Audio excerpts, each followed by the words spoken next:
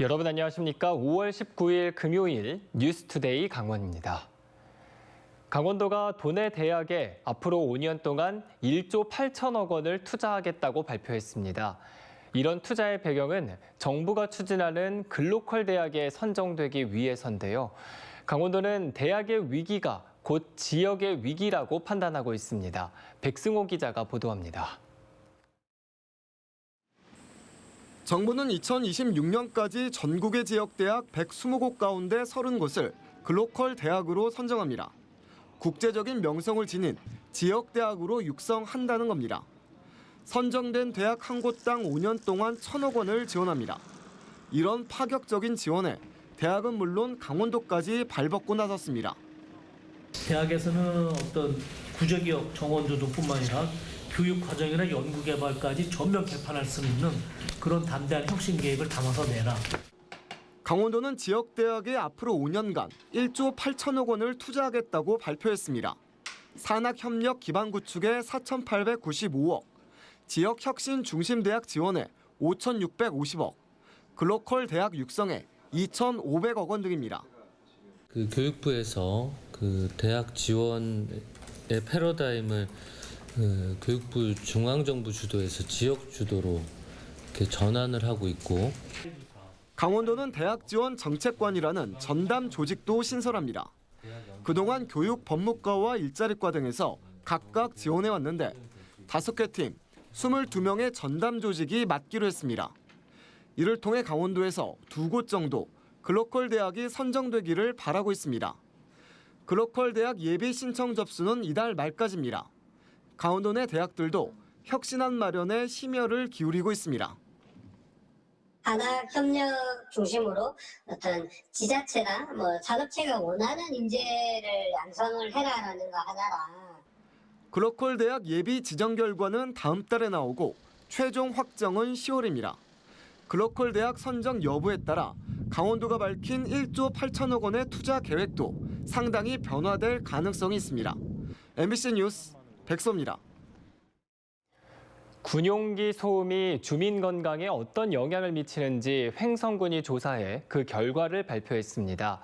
군용기 소음에 오랜 기간 노출된 주민들은 청력 손실과 심장질환 발병률이 2배 가까이 높은 것으로 나타났습니다. 황구선 기자입니다. 블랙 이글스를 비롯한 군용기 소음으로 몸살을 앓고 있는 횡성과 원주 주민들. 수십 년간 소음 피해에 노출돼 왔지만 객관적으로 증명된 건 최근 측정된 소음 수치뿐이었습니다. 국방부가 피해 보상 기준이 되는 소음 영향도를 책정하고 횡성과 원주 5개 읍면동에 사는 4만 3천 명에게 소액을 보상하는 게 전부. 군용기 소음이 주민 건강에 어떤 영향을 미치는지 횡성군이 조사해 봤더니 영향이 적지 않았습니다. 횡성읍과 합천읍, 영동읍 세 지역의 청력 손실, 만성 심장병 관련 건강검진과 진료 빅데이터를 비교 분석한 결과 오랜 기간 소음에 노출된 횡성 주민이 합천과 영동 주민에 비해 발병률이 1.6배 높았습니다. 같은 횡성에서도 횡성읍과 군 소음 피해가 없는 갑천면 주민의 난청 비율을 조사한 결과 횡성읍 15%, 갑천면은 4%로 4배나 가까운 차이가 났습니다. 이번 조사는 소음으로 고통받고 있는 주민들이 건강에도 어느 정도 악영향을 받고 있다는 근거로 활용될 예정입니다.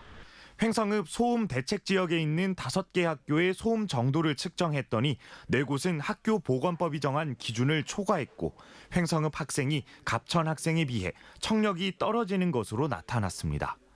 횡성군은 이번 조사를 근거로 국방부의 소음 피해 보상금 증액과 블랙 이글스 훈련을 전국 6곳으로 분산해 줄 것을 요청하기로 했습니다. 국방부에는 또 보상금 외 주민 지원 사업, 예를 들어 경로당 이런 2중창, 3중창으로 좀 해달라는 거 그런 걸 건의하기 위해서 지금 이번에 사실 용역을 하는 게 목적이 되겠습니다. 강원도 교육청에는 학교의 소음 차단 시설 보완을 요구할 예정입니다.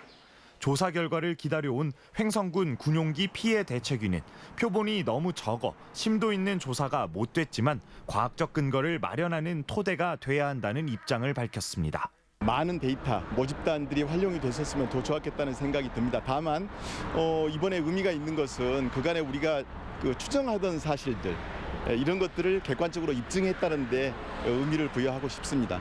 MBC 뉴스 황구선입니다. 공공 업무를 위탁받아 수행하는 사회복지시설 곳곳에서 직장 내 갑질 사례가 이어지고 있습니다. 비슷한 일이 반복되고 있지만 이를 처리할 명확한 규정이 없어 피해자들이 제대로 보호받지 못하는 경우가 적지 않다고 합니다. 박은지 기자가 취재했습니다. 저소득층, 장애인, 노인 등 취약계층을 위한 사회복지시설은 90% 이상이 민간 위탁으로 운영됩니다. 지자체 등에서 직접 운영하기 힘들어 민간 전문기관에 맡기고 예산 등을 지원하는 겁니다. 관리 감독 권한과 책임은 지자체에 있지만 비리 횡령 같은 돈 문제가 아니면 대부분의 문제는 시설 내부에서 알아서 처리하도록 내버려 두고 있습니다.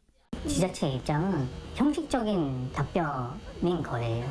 지도관리 감독을 할 수 있다고 저희는 생각을 하고 있는데 그 지도관리 감독의 범위가 돈과 관련된 내용이라고 한정돼서 말을 하기 때문에 그런데 민간 위탁시설의 직장 내 괴롭힘의 경우 사용자, 그러니까 시설장이 신고 대상자인 경우가 절반을 넘습니다. 현장의 노동 전문가, 법조인 등이 직장 내 괴롭힘 등을 상담하고 도와주는 직장갑질 119의 보고서에 따르면 민간 위탁시설에서 발생한 직장 내 괴롭힘 54.8%가 사용자가 가해자로 나타났습니다. 피해자와 가해자가 분리되지 않고 업무 지시까지 받다 보니 사직하지 않는 이상 신고하기도 어렵습니다. 업무적인 스트레스는 저희가 사명을 가지고 사실 이 일을 하는 거잖아요. 그래서 참을 수 있는데 직장 내에서 상사에 의한 괴롭힘, 특히나 센터장에 의한 괴롭힘은 어디다가 호소하기가 너무 어렵고 2018년 정부가 발표한 공공분야 갑질 근절 종합대책 가이드라인에는 직장 내 괴롭힘 담당 창구를 만들고 신고 접수와 조사, 사후 관리까지 하라고 되어 있습니다. 공공기관에 공무를 위탁받은 기관에도 적용한다고 되어 있지만 현실은 한참 동떨어져 있습니다. 내가 내 스스로를 변호를 하고 내가 대비책을 마련해 놓지 않으면 또 다른 피해자가 내가 될 수도 있겠구나. 그런 생각이 너무 많이 들더라고요. 더구나 강원도의 경우 직장 내 괴롭힘 금지 조례 제정이나 실태조사, 예방교육 등을 전혀 하지 않아서 지난해 직장 갑질 대책 평가에서 최악의 성적표를 받았습니다. MBC 뉴스 박은지입니다. 시민들이 자유롭게 이용할 수 있는 춘천시 공공사격장이 어제 처음 문을 열었습니다. 사격장 이외에도 시민들을 위한 체육시설이 춘천에 곳곳 들어설 예정입니다. 김도균 기자가 보도합니다. 들이 숨을 멈추고 관역을 향해 방아쇠를 당깁니다. 춘천 송암 스포츠타운에 국제대회 규격의 춘천 공공사격장이 들어섰습니다. 개관 기념 사격대회도 열렸습니다. 한 번에 60명이 경기를 할 수 있는 사대도 갖추고 있습니다. 지역 선수들에게는 꿈의 훈련장입니다. 선수들이 시합하는 환경에서 환경을 상상하면서 훈련을 할 수 있는 점이 가까이 생기니까 너무 좋은 것 같아요. 특히 이 사격장은 일반 시민도 자유롭게 사용할 수 있습니다. 5,000원만 내면 실탄 25발을 쏠 수 있습니다. 축구 전지훈련 특화 시설도 짓고 있습니다. 의암 빙상장 옆에 짓고 있는 에어돔입니다. 무더위와 추위를 피해 실내에서 축구를 할 수 있는 시설입니다. 올 여름 열리는 태권도 문화축전 장소로도 활용할 수 있습니다.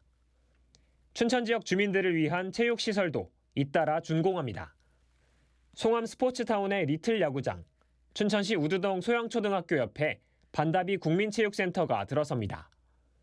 반다비 체육센터는 장애인과 비장애인이 함께하는 수영장과 컬링장이 있습니다. 퇴계동과 신부급에도 국민체육센터가 생깁니다. 전문 체육인들과 시민들이 모두 체육시설을 즐길 수 있도록 체육시설의 확보를 위하여 열심히 노력하도록 하겠습니다. 철거를 앞두고 있는 태릉 국제 스케이트장 유치에도 도전합니다. 경쟁 도시였던 의정부시가 유치 계획을 백지화하면서 춘천 유치 성공 기대감이 커지고 있습니다. 스케이트는 춘천이 뿌리고 원조였습니다. 제자리에 갖다 놓는 그런 일환입니다. 시민들을 위한 새로운 시설을 짓는 것도 좋지만 운영 등 재정 부담에 대한 면밀한 검토가 선행돼야 한다는 지적이 나오고 있습니다. MBC 뉴스 김도균입니다. 국가철도공단은 올해 동해선 포항 삼척 철도건설 사업과 포항 동해 전철화 사업 등 2개 사업에 4,429억 원을 투입한다고 밝혔습니다. 철도공단은 2개 철도 노선 모두 올해 안에 공정률 90%를 넘길 계획입니다. 이어 내년 4월부터 시설물 검증 시험, 영업시험 운전을 거쳐 내년 말 동시 개통할 계획입니다. 동해선 전 구간이 개통되면 포항에서 삼척까지 55분 만에 이동할 수 있어 기존 버스 대비 2시간 15분이 단축됩니다. 대한간호협회가 지난 16일 대통령의 간호법 제정안 거부권 행사에 반발하고 있는데 강원도 간호사회가 오늘 광화문에서 열리는 궐기대회에 참석한다고 밝혔습니다.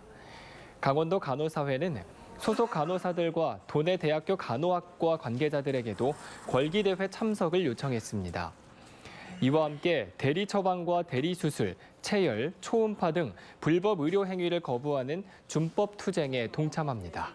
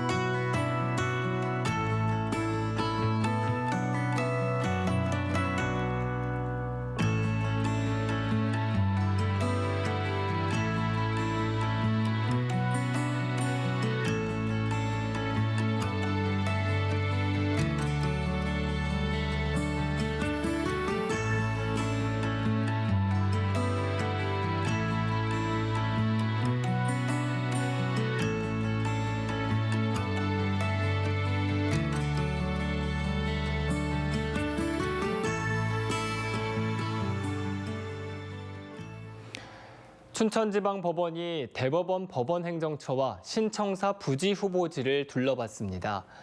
법원과 검찰이 공동 이전 부지로 검토했다가 무산된 석사동 부지와 지난해 한 차례 방문했던 학곡지구, LH 도시개발 다원지구, 강원도청이 들어설 고운리까지 모두 4곳을 시찰했습니다.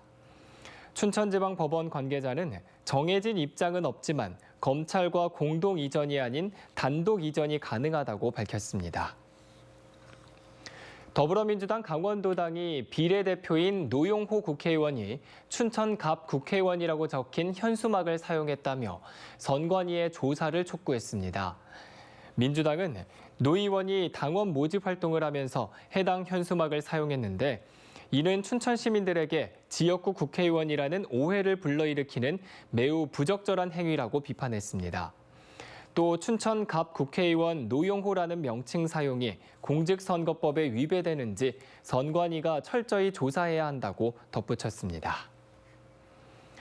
강원도의 육아기본수당 지급중지 조항이 추가된 조례안이 강원도의회에서 부결됐습니다. 해당 조례안에는 아동이 다른 지역의 아동시설을 이용하는 경우와 도지사가 수당의 지급 중지가 필요하다고 인정한 경우에는 지급하지 않을 수 있다는 조항을 담고 있습니다. 이에 대해 강원도의회는 주민의 권리를 과도하게 제한할 우려가 있다며 해당 조례안을 부결시켰습니다. 또 강원도가 주요 사례에 대한 상황 분석을 하고 논리적인 자료를 더 갖춰야 한다고 지적했습니다. 강원도교육청이 희귀 난치병으로 투병하고 있는 학생에게 치료비를 지원합니다. 질병관리청 희귀질환으로 등록된 질병 진단을 받고 경제적으로 어려움을 겪고 있는 학생 50명을 선정해 100만 원의 치료비를 지급합니다. 지원금은 학생 치료를 위한 의료기관 치료 수술 약제비와 재활치료비, 재활운동 비용으로 사용할 수 있습니다. 작년 지방선거 직전 장신상 횡성군수 후보의 지지 호소를 위해 유권자들에게 식사를 대접했다. 공직선거법 위반 혐의로 기소된 50대에게 무죄가 선고됐습니다. 춘천지법 원주지원은 2021년 말 횡성군 우천면의 중식당에서 52살 최모 씨가 장 후보 지지를 요청하며 주민 30명에게 120만 원 상당의 식사를 대접했다는 검찰 공소 사실은 증거가 부족하다며 최 씨에게 무죄를 선고했습니다. 재판부는 평소처럼 주민들에게 식사 대접을 해오던 최 씨가 우연히 식당에 들어온 장 후보와 마주쳤고 장 후보와 특별한 연관성도 없어 보인다고 판시했습니다. 고성군이 코로나가 끝나는 엔데믹 시대에 맞춰 일과 휴게를 병행할 수 있는 워케이션 활성화를 추진합니다. 고성군은 강원도 관광재단, 워케이션 전용 공간 업체와 업무 협약을 맺고 워케이션과 관광 활성화를 위한 콘텐츠, 프로그램 공유와 개발에 협력하기로 했습니다. 고성군은 우수한 자연 환경을 기반으로 일과 휴식, 관광을 동시에 즐길 수 있는 워케이션 최적지로 발전시켜 생활 인구 증대에 노력할 방침입니다. 이상으로 뉴스투데이 강원을 마칩니다. 고맙습니다.